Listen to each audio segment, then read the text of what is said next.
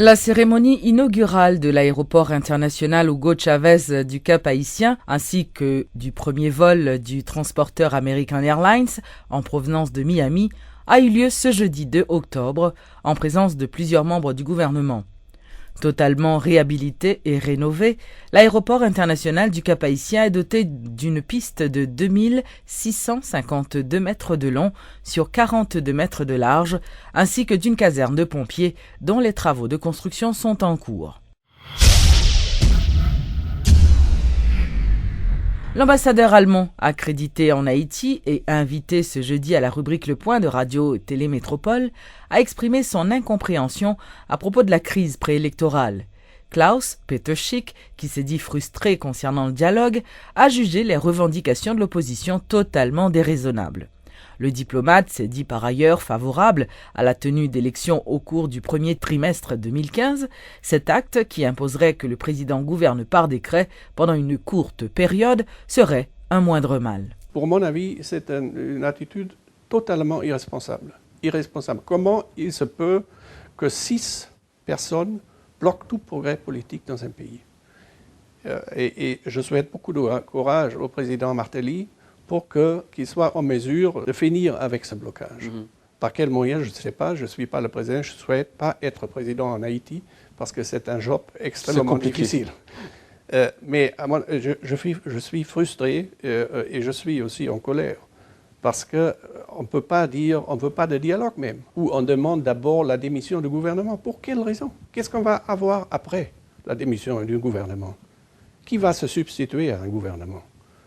Il y a la Constitution qui voit certains éléments, certains pas pour aller aux élections. Il y a des institutions qui ont été créées après que le président Martelly est venu au pouvoir.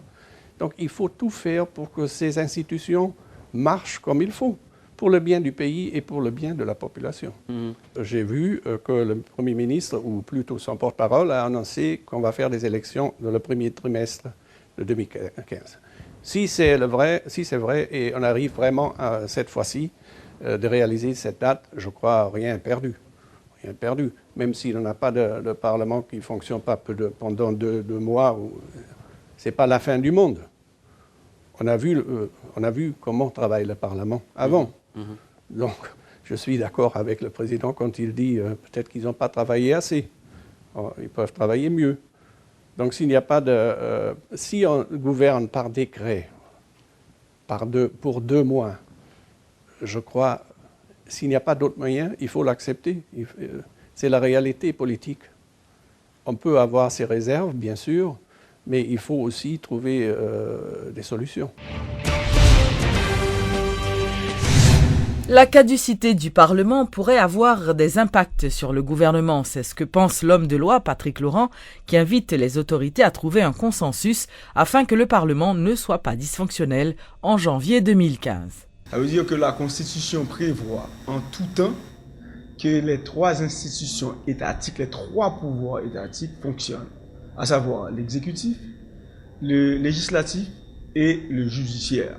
Dans l'ordonnancement juridique haïtien, il n'y a pas moyen pour parler de dysfonctionnement ou la caducité du Parlement.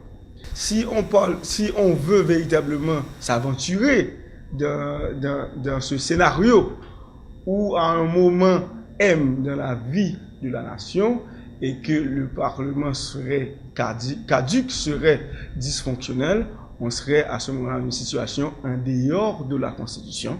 Et nous ne sommes pas dans l'ordonnancement juridique constitutionnel. Donc ce serait une situation de fait et une situation de facto. Maintenant, si on analyse cette situation, si cela arrive véritablement, eh bien, à ce moment-là, le Parlement ne sera pas là. On n'aura pas un gouvernement constitutionnel, que dans ce cas, il doit avoir le Parlement pour contrôler le gouvernement.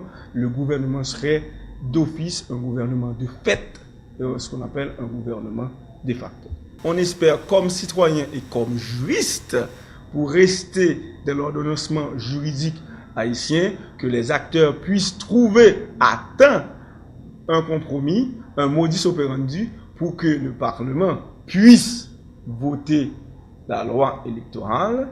Et si d'aventure que le Parlement doit partir, que l'exécutif n'a pas à adopter des décrets loi, puisqu'on aura tout déjà la loi électorale et le conseil électoral puisse organiser les élections et qu'on retourne rapidement, le plus vite que possible, à l'ordre constitutionnel.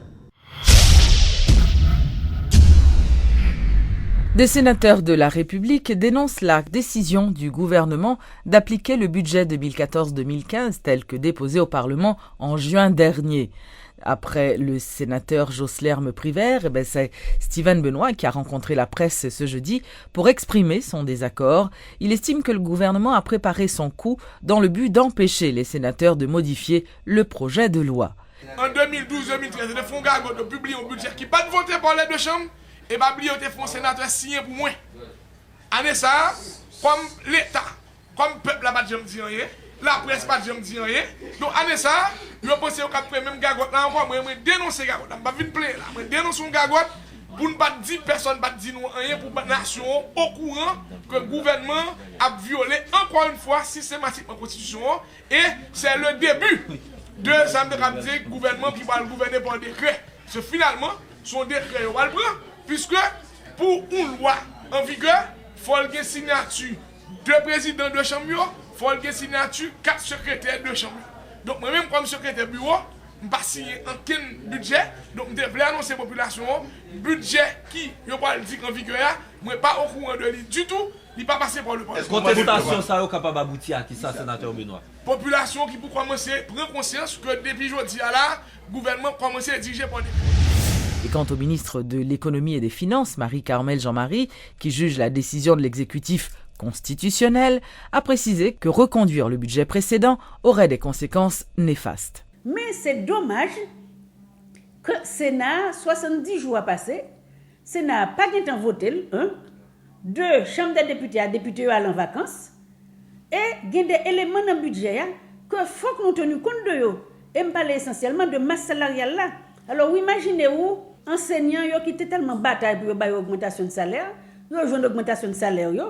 Quand ils là, ils ont 6 mois depuis à bénéficier de l'augmentation de salaire là. Et puis, je en octobre, je me dis, bon, très bien, comme le Parlement n'a pas de voté budget, et bon, augmentation, je vais pour 6 mois, et puis 6 mois après, on va retourner avec un ancien salaire qu'on a gagné. C'est matériellement impossible. Nous avons des projets tant que route Caille Jérémy qui sont un gros problème. Film n'a allé pas faire projet. Projet a vient coûter plus cher. L'État haïtien gagne pour le mettre un petit peu plus que 30 millions de dollars pour route la fini. Nous gagnons 25 millions de dollars, équivalent 25 millions de dollars dans le budget ça pour justement route Caille Jérémy et fini. Est-ce que Kounye là nous pral dit parce que sénateur yo pas de gain voter budget nous pral travail sur un budget reconduit qui pas gagné composante route Caille Jérémy ça là-dedans. Donc gouvernement est obligé de trancher.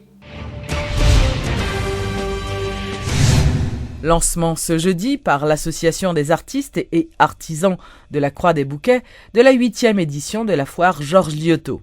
Cette activité se déroulera les 3, 4 et 5 octobre au village artistique de Noailles à la Croix des Bouquets. Plus d'une vingtaine d'artistes et artisans participeront à cette fête artistique. Le village artistique de Noailles accueille ce week-end la 8e édition de la foire artisanale Georges Liotto à la Croix des Bouquets. Selon les responsables, tout est déjà fin prêt pour la tenue de cet événement annuel devenu une tradition. Sculpture, peinture, architecture, les amateurs d'art en général seront servis cette année encore car il y en aura pour tous les goûts et pour toutes les bourses. La particularité de cette édition, les femmes seront à l'honneur. Jean-Eddy Rémy est le président de l'Association des artistes et artisans de la Croix des Bouquets. Mesdames yo que nous mettons plus en valeur et travail mesdames yo parce que le yoté ouais faire découper alors toujours comprendre que son travail macho seulement que lié mais non son travail que il y a en pile femme qui derrière en pile femme qui travaille là-dedans n'a joindre des démonstrations de filles. Une vingtaine d'exposants participeront à cette foire qui mettra aussi en valeur leur spécialité. Ces hommes et femmes auront l'opportunité de montrer leur talent dans la réalisation d'œuvres artisanales à partir de fer découpé. Ce métal permet de façonner une multitude d'objets, si l'on en croit le président de la DAC, Jean-Eddy Rémy. On construit caille avec fer là, on construit porte, meubles ou qu'à construire parce qu'on fait bijoux avec elle, utiliser la cuisine, utiliser la décor. Ce sera aussi l'occasion de faire du tourisme local. Des sites aux alentours du village sont à visiter dans le cadre de cette foire artisanale, explique le responsable. Pendant qu'on vient foire là, pendant 3 jours là, vous capable de visiter sous Zabet qui c'est un sous vraiment très intéressant pour craser chaleur là. Vous capable de monter en haut à visiter une autre localité là côté Bello. Artiste Bello sorti à l'Andigneron qui gagne des sites archéologiques très intéressants. Une foire artisanale sur fond culturel pour le plus grand plaisir des participants. Cette activité qui se tiendra du 3 au 5 octobre se déroulera autour du thème Identité et nouvelles créations actuelles.